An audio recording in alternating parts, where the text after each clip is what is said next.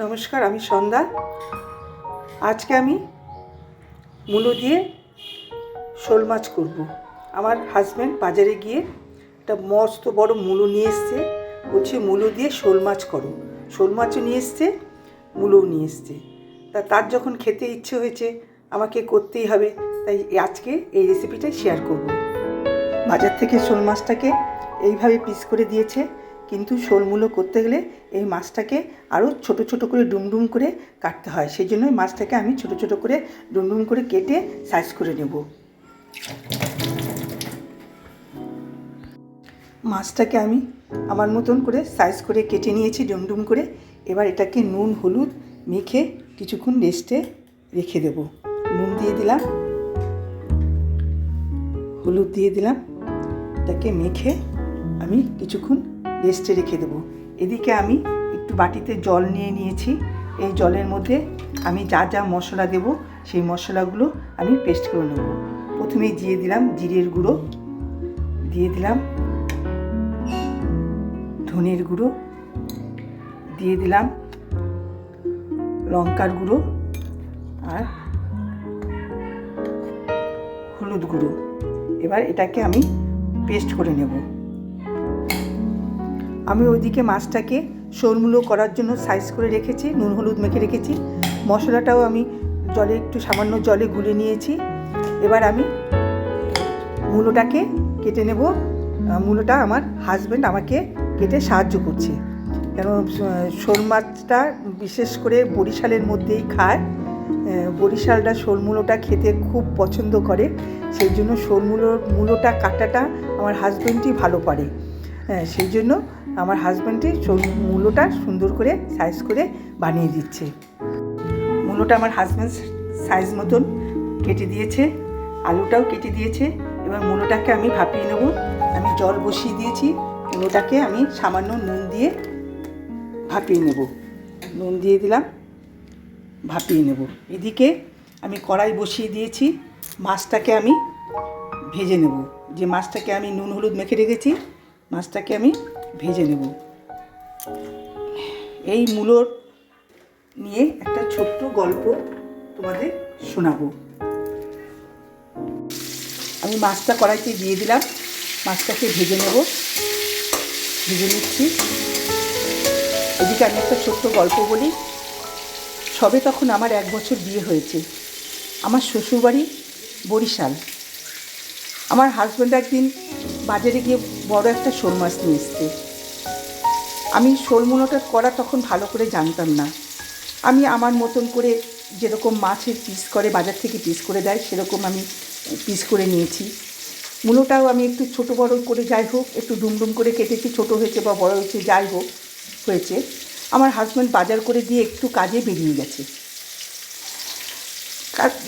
হঠাৎ কাজটা সেরে সে যখন বাড়ি ফিরেছে অলরেডি তখন আমার মাছ টাছ কাটা কেটে ভাজা হয়ে গেছে।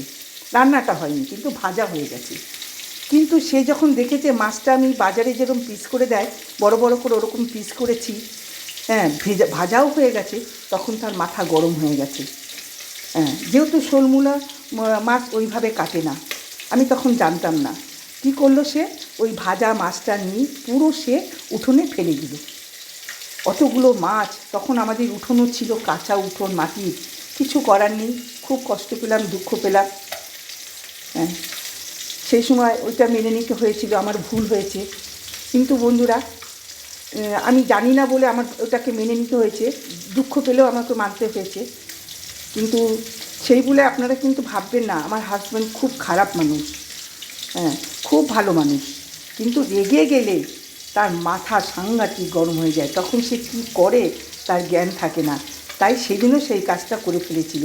সে চিন্তা করেনি যে আমি নতুন, আমি জানি না, শোল মূলো কোনো দিন করিনি, সে আমাকে জানতেও চায়নি, সেই জন্য ওই কাজটা সেদিন করেছিল। আজকে এ পর্যন্তই। এবার মাছটা ভাজা হলে আমি ফিরে আসছি আবার। আমার মূলোটা আলুটা ভাপানো হয়ে গেছে, এদিকে মাছটাও আমার ভাজা হয়ে গেছে। কড়াইতে তেল দিয়ে দিয়েছি, তেল ছিল তার মধ্যে একটু তেল দিয়েছি। এবার আমি জিরে আর তেজপাতাটা ফোড়ন দিয়ে দেবো।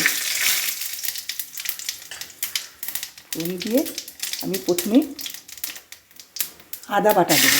আদাটা আমি এখন মশলার সাথে দিয়ে নিয়ে আদা বাটা দিয়ে দেবো।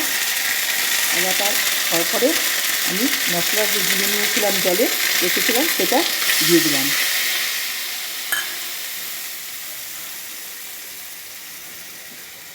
এবার টমেটোটা দিয়ে দেবো। টমেটোটা দিয়ে সামান্য নুন দেব। এবার আমি এটাকে ভালো করে কষিয়ে নেব। যতক্ষণ না আমার মশলাটা ভালো করে কষানো না হয় ততক্ষণ আমি এটাকে কষাবো। তেলটা যেই ছেড়ে দেবে তখন আমি সবজিটা দিয়ে দেব। মশলাটা প্রায় কষানো হয়ে গেছে, তেল ছেড়ে দিয়েছে। এবার আমি ভাপানো মূলো আর আলুটা দিয়ে দিলাম,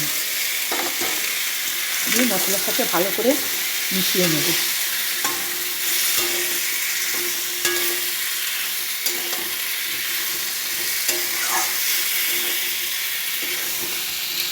ভালো করে মিশিয়ে আবার আমি আসছি ফিরে। সবজিটা আমার ভালো করে কষানো হয়ে গেছে।